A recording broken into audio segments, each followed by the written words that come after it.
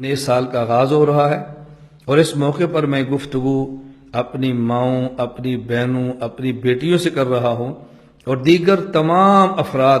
جو میری اس گفتگو کو سن رہے ہیں وہ ایک بات اچھی طرح سمجھ لیں کہ حضور اکرم صلی اللہ علیہ وسلم کے اعلان نبوت سے قبل جو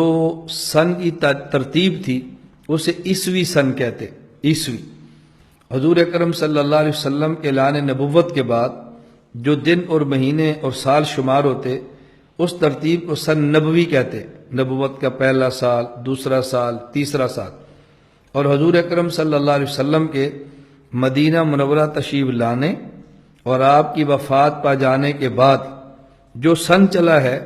اسے سن ہجری قمری کہا جاتا ہے، اور یہ باقاعدہ حضرت عمر بن خطاب رضی اللہ تعالیٰ عنہ کے دور میں شروع ہوا ہے۔ حضرت عمر رضی اللہ تعالیٰ نے فیصلہ فرمایا، تمام صحابہ کرام نے اس کی تائید فرمائی ہے، اور گویا اس بات پر صحابہ کا اجماع ہے کہ مسلمانوں میں جو شرعی مسائل کے لیے سن چلے گا وہ سن ہجری ہوگا، ایک سن عیسوی، ایک سن نبوی اور ایک سن ہجری۔ تو 1 جنوری 2017 یہ سن عیسوی ہے۔ جو ہمارے سال چل رہے ہیں مسلمانوں کے، جن کا آغاز محرم سے ہوتا ہے،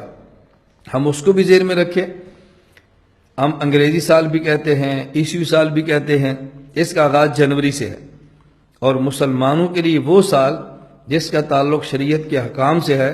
اس کا تعلق محرم الحرام سے ہوتا ہے، اور یہ ہجری سال شمار ہوتے ہیں۔ تو جس طرح آج بڑی شد و مت کے ساتھ نئے سال کا تذکرہ کیا جاتا ہے، پرانے سال کے تذکرے ہوتے ہیں، اور اللہ ہم سب کی حفاظت فرمائے،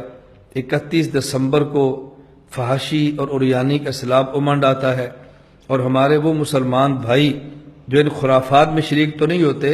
لیکن نئے سال کی مبارکیں وہ بھی پیش کرتے ہیں۔ نئے سال کے نام پہ باقاعدہ مبارک دینا، اس کا ہماری شریعت میں کوئی تصور نہیں ہے، اس کا ہماری شریعت میں کوئی وجود نہیں ہے۔ سال آیا اور گزر گیا،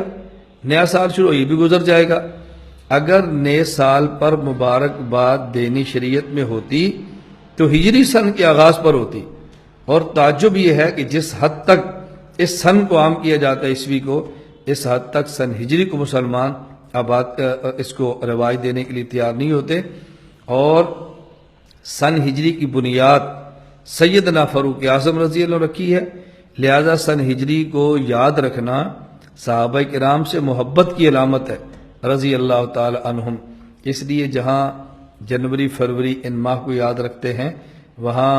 محرم، سفر کو بھی یاد رکھنا چاہیے۔ بعض شریعت کے مسائل ایسے ہیں، مثلا اگر طلاق ہو جائے تو عدت کا مسئلہ ہے، رمضان المبارک کے چاند رمضان کی گنتی کا مسئلہ ہے، عید الفطر کا مسئلہ ہے، اسی طرح حج کے ایام کا مسئلہ ہے، عید الاضحیٰ کا مسئلہ ہے، سال بھر جو زکوٰۃ کے لیے گنتی دنوں کی ہوتی ہے وہ مسئلہ ہے۔ اس میں ہجری سن چلے گا، اس میں عیسوی سن نہیں چلتا۔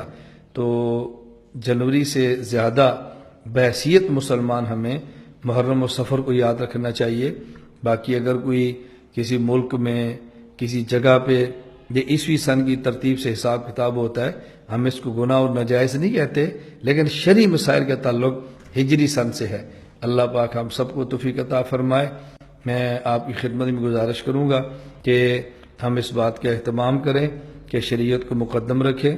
سنت کو مقدم رکھیں، اپنی پوری زندگی دین کے مطابق گزارنے کی کوشش کریں۔ اللہ تعالی ہم سب کو شریعت پر عمل کرنے کی توفیق